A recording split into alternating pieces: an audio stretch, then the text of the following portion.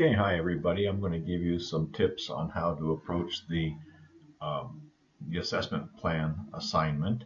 This is a major assignment, and we're going to be using this to evaluate our program, and I'll be using this as a major grade for this class. It's going to be the same number of points as the midterm exam, the final exam, so do a good job on it. It's worth 100 points. You look at the week 13.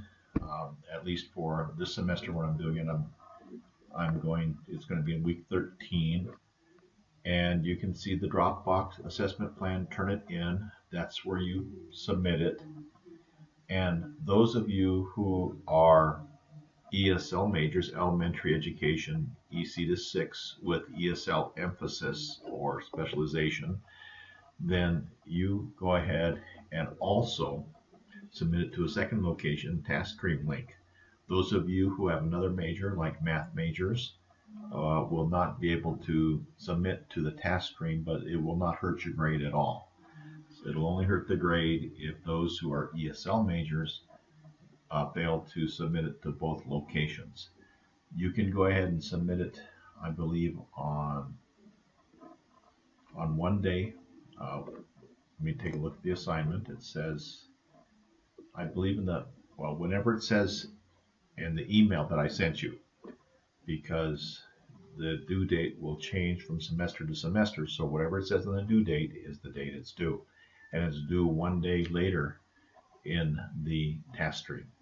Okay, let's take a look here at the instructions here. Okay, the class description. Whatever you write here, we're talking about the 12 students who are Arabic speakers, 2 Arabic speakers, 2 Korean speakers, 2 Chinese speakers, 2 Spanish speakers.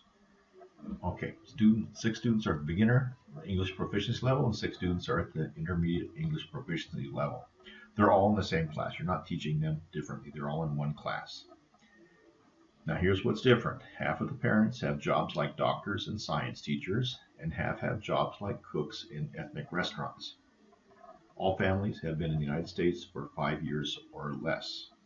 As I've gone around Laredo, I've noticed that there are oftentimes Chinese immigrants who are professors at the university, and there's other Chinese immigrants who work in the stores and who work in the restaurants. Korean immigrants, for the most part, have academic professions, and Arabic speakers, it depends. A lot of times they might be, some of them might be working at a university, some of them might be doctors, some of them might be working in the stores, in the shops around town, near downtown.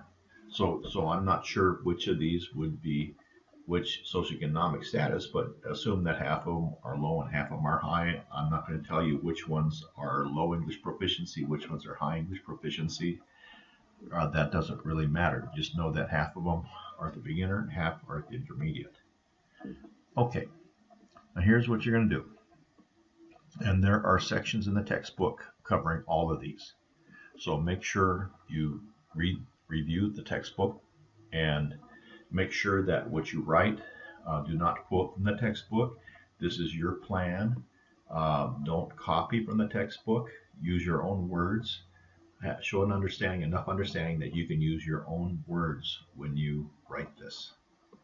Describe factors that influence ESL student learning of academic content, language, and culture. There's a section in the textbook on that. And let me get the textbook up here. And I see that there's a chapter on assessment of language proficiency. Okay, and so go ahead and look at that and describe the fact that influence is ESL student learning of academic content, language, and culture. Okay, that first one is probably chapter 1 has a lot to do about that. Chapter 2 has perhaps some. Chapter 4 might have some of that as well. Okay, so take a look and see what you find there. Okay, the factors that influence ESL learning of academic content, language, and culture. Section 2. Okay, and I want you to designate the section. Section 1, and you can list it as factors that influence ESL learning of academic content, language, and culture. Then Section 2, make sure you look for APA format on section headings. Okay, Section 2, formal and informal assessment procedures and instruments to plan and adapt instruction. That's a section heading. Now you're going to have 1, 2, 3, 4 subsections. Find out how to label the subsections according to APA format, whether they are underlined, the capitalization rules, justified, centered. Look that up and it'll tell you the different headings, the subheadings. Okay, now this one, the first one, describe language proficiency formal assessment instrument you will use with a rationale for your choice. Okay, that it would be the assessment of language proficiency.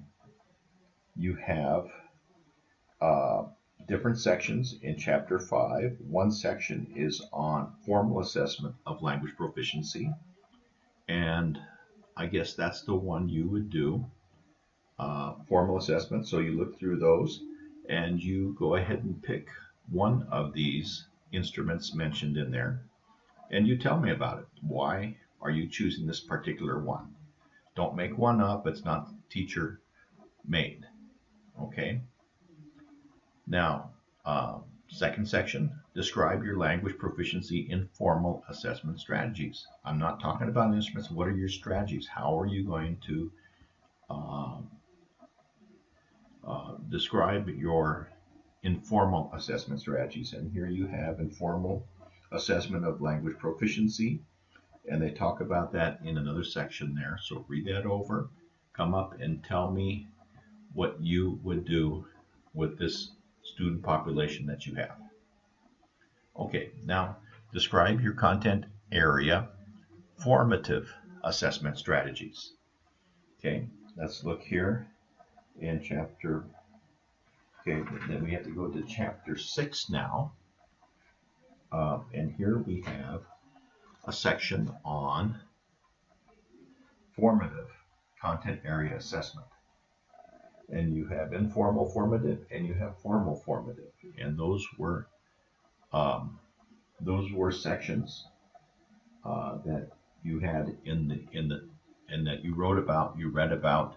Put these in your own words. Don't copy what you wrote for me in your anticipation guides. Think this over and give me a good idea. 100 to 150 words would be sufficient for each of those. For that. Okay. Now, it says describe in the last section. Now, the last section is a section that you were not assigned, at least the semester where I'm doing this. Maybe you were if I'm doing this for another semester, but for this semester, the first semester I'm teaching the course, you did not have to read this part of the book, but you're going to have to read that section in order to adequately answer this. Describe the content area summative assessment instruments, 3 to 5, you will use in your language arts class with a rationale for each of your choices. Okay, and so summative assessment. It talks about all the different kinds of summative assessments that there might be. Okay, let me go look through here. Let me pause.